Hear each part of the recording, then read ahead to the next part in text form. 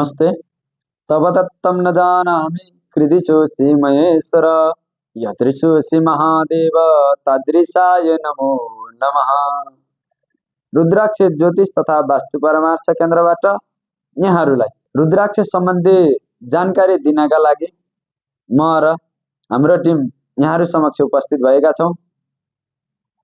तपाईले रुद्राक्ष सम्बन्धी जानकारीका कुराहरू राख्नु भएको छ र कुन रुद्राक्ष लाउँदा ठिक हुन्छ, सक्कली रुद्राक्ष के, नक्कली रुद्राक्ष के र नेपालमा पाइने रुद्राक्ष अन्य देशमा पाइने रुद्राक्षको फरक के छ र कुन शक्तिशाली छ, यी र इत्यादि प्रश्नहरू तपाईले हाम्रोमा पठाउनु भएको छ र यी प्रश्नहरू हामी समक्ष आइसकेपछि हामीले तपाईलाई पहिलो चरणमा रुद्राक्ष के हो भन्ने जानकारी दिन गइरहेका छौँ। रुद्राक्ष भनेको एउटा दाना हो, जस्तै तपाईले बोडीको फर्सीको बिया जस्तो एउटा दाना हो, तर दानामा नि सर्वश्रेष्ठ दाना हो।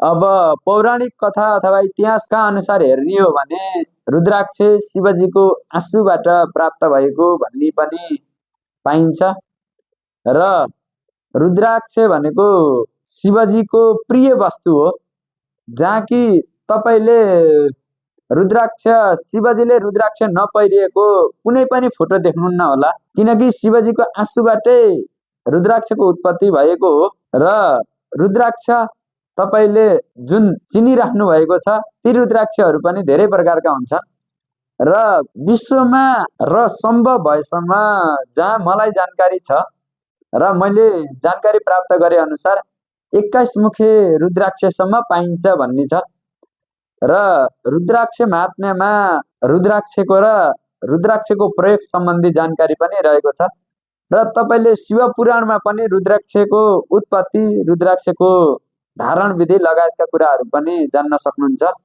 रुद्राक्षलाई जिउँदो बीज पनि अथवा चाहिँ जिउँदो दाना पनि भन्ने गरिन्छ।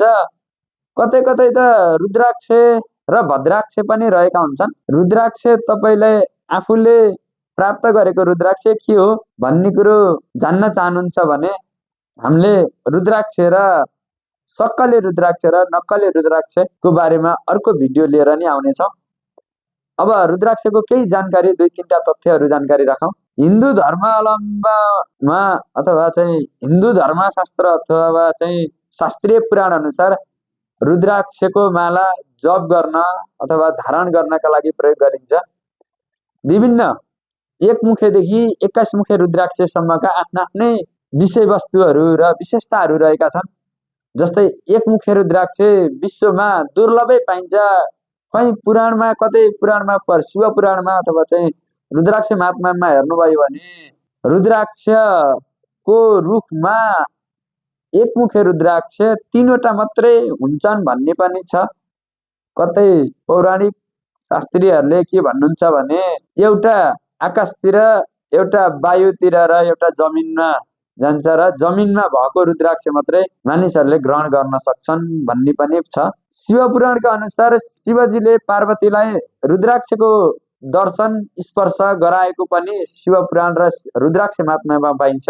रुद्राक्षको उत्पत्तिको सम्बन्धमा हेर्ने हो भने विभिन्न कथामा रहे अनुसार संसारको कल्याणका लागि हजारौं वर्ष पहिले तपस्या, वर्ष, लीला आदि गरेर आँखाबाट शिवजीले आँखा उगार्दा फेरि 2 थोपा आँसु पृथ्वीमा झरेको र त्यसैबाट पतित भएर रुद्राक्षको उत्पत्ति भएको भन्ने पनि छ।